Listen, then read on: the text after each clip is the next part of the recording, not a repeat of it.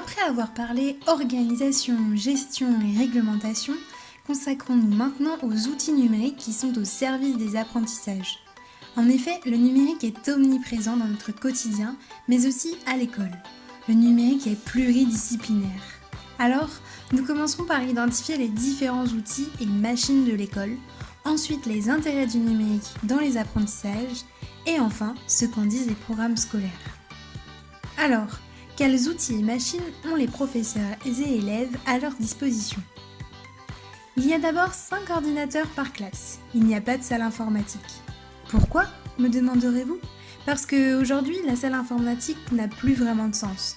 Les professeurs en ont besoin au quotidien. Alors s'il faut réserver la salle, se déplacer à la salle, c'est une perte de temps et cela ne répond plus aux besoins pédagogiques actuels. Alors, le directeur interrogé avoue qu'il faudrait plutôt une classe mobile, c'est-à-dire une valise, un meuble sur roulette qui contient de nombreux ordinateurs portables. Les professeurs, eux, sont tous munis d'un ordinateur personnel fourni par l'école. Chaque année, 3 d'entre eux sont remplacés afin que le matériel soit le plus performant possible. Tous les ordinateurs de l'école sont équipés de logiciels Office, Jokatop avec Zoom par exemple, et bien d'autres. Ajoutons que les professeurs recommandent aux enfants d'utiliser le moteur de recherche Quant Junior, qui protège des contenus indésirables, car c'est adapté aux enfants. Ensuite, dans chaque classe, on retrouve des TBI. Mais qu'est-ce que c'est ? Le TBI, tableau blanc interactif, est un tableau relié à un ordinateur qui lui transmet des informations. Pour cela, il faut être muni d'un vidéoprojecteur et avoir le logiciel pour piloter le TBI. Pour l'utilisation, rien de plus simple, il vous suffit de vous munir du stylet pour écrire, déplacer des images, surligner des phrases et bien d'autres choses directement sur le tableau. C'est un peu comme une grande tablette tactile. Ce qui est fantastique avec cet outil, c'est que le professeur peut garder une trace, garder en mémoire et enregistrer pas à pas le son comme l'image, contrairement à s'il avait écrit sur le tableau. Cela permet de manipuler, de favoriser les interactions, et puis c'est plus ludique, alors les enfants sont plus attentifs et motivés. Mais en réalité, sur le terrain, le TBI est davantage utilisé pour projeter que pour effectuer des exercices interactifs, car cela suppose de maîtriser cet outil qui est plutôt complexe à s'approprier. Vous l'aurez remarqué, il n'y a pas de tablette dans cette école, parce que s'équiper d'outils numériques a un coût. En effet, à l'époque et encore aujourd'hui, mais de moins en moins, les écoles étaient équipées de livres et manuels scolaires qui coûtaient moins cher et qui avaient une plus longue durée de vie que les outils numériques actuels coûteux.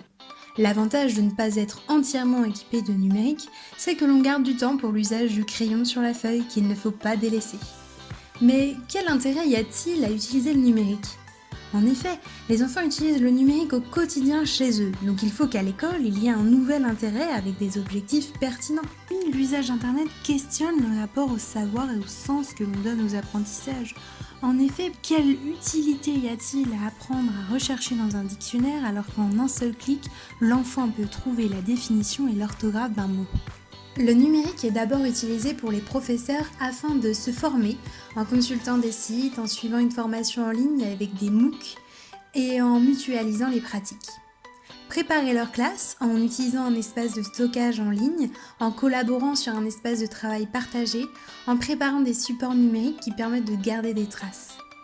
Organiser leur enseignement en utilisant un outil numérique de suivi des compétences, par exemple le LSU, livret scolaire unique, pour évaluer les élèves, préparer en amont un plan de travail en pensant à la différenciation et au gain de temps. Communiquer avec les familles, notamment par le site internet pour valoriser des productions d'élèves, pour mettre des ressources en ligne afin d'impliquer les parents et partager à moindre frais. Le numérique sert aussi aux élèves afin de favoriser les apprentissages en utilisant des traitements de texte et correcteurs orthographiques, dissocier le geste graphique de la dactylographie, en s'exerçant sur des logiciels et sites internet pour s'entraîner, pallier à des difficultés, en présentant des supports de cours numériques au TBI par exemple, afin de garder une trace écrite, et en plus il est plus facile de trouver des documents authentiques sur internet, car la lisibilité d'images et des textes est claire et agréable. En s'auto-évaluant par l'écoute de son enregistrement, réguler ses propres apprentissages, en produisant des cartes mentales comme traces écrites, aider à la conceptualisation et à l'appropriation, Le numérique sert aussi aux élèves afin de différencier les apprentissages en proposant des supports variés et adaptés pour répondre aux besoins individuels en créant des exercices différenciés pour s'adapter au niveau de l'enfant. Avec des serious games, jeux sérieux par exemple, qui ne sont pas notés et qui permettent à l'enfant d'avancer à son rythme et qui le font persévérer pour gagner. Ou en construisant des parcours différenciés, individualisés pour visualiser les progrès des élèves. La différenciation par le numérique est une idée intéressante. Le numérique est une source importante et facile d'accès d'exercices de niveaux différents qui visent un objectif identique. Et le traitement automatisé des réponses des élèves par certains logiciels permet de visualiser le niveau de chaque élève, d'aider à l'élaboration de groupes de besoins, de suivre individuellement les progrès, d'analyser a posteriori les erreurs pour dégager collectivement des stratégies de réussite. Et enfin, cela permet d'acquérir des compétences en numérique, en recherchant, en créant des films, des documents, des livres numériques, en programmant, le travail de codage par exemple, afin de devenir petit à petit autonome. Mais d'ailleurs, que disent les programmes scolaires ? Les compétences liées au numérique sont à développer tout au long du parcours scolaire de l'enfant, et ce, dès le cycle 1. D'abord, l'école fournit les clés de compréhension du monde numérique, responsabilise les enfants à l'usage du numérique, et enfin les aide à mesurer les limites et les risques du numérique. Il est nécessaire d'initier les enfants à la recherche documentaire, B2I, et le pousser à se questionner sur les documents qu'ils consultent. En ce sens, il est essentiel que les élèves sachent le cadre de la légalité, notamment avec les droits d'auteur et les questions autour de l'identité numérique.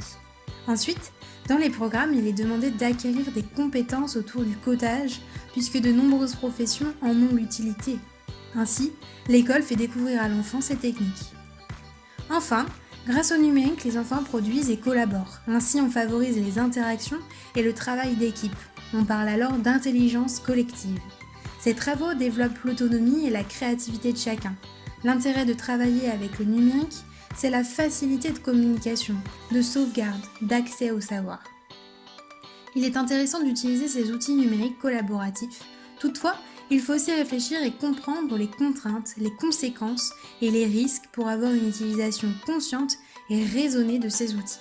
Soyons honnêtes, en réalité, de nombreuses écoles n'ont pas les moyens de répondre aux attentes des programmes. D'abord parce que les écoles n'ont pas forcément le matériel adapté, ni le budget pour cela. Ensuite parce que les professeurs n'ont aucune formation et manquent de compétences sur le sujet. Ajoutons en plus qu'aucun professionnel n'intervient dans cette école. Et enfin, parce que le numérique n'est pas une discipline à part entière. Il faut donc trouver du temps pour travailler ses compétences, ce qui peut être compliqué. Finalement, c'est un peu paradoxal de demander aux parents de limiter l'exposition aux écrans de leur enfant alors qu'à l'école, ils les utilisent au quotidien. Toutefois, l'usage n'est pas le même. À l'école, on apprend aux enfants à en faire une utilisation raisonnée. Encore faut-il que les écoles et les professeurs aient les moyens de faire acquérir les compétences attendues par les programmes. Alors, une question subsiste toujours, même après plusieurs recherches, enquêtes et débats par des chercheurs. Réussit-on mieux avec le numérique ?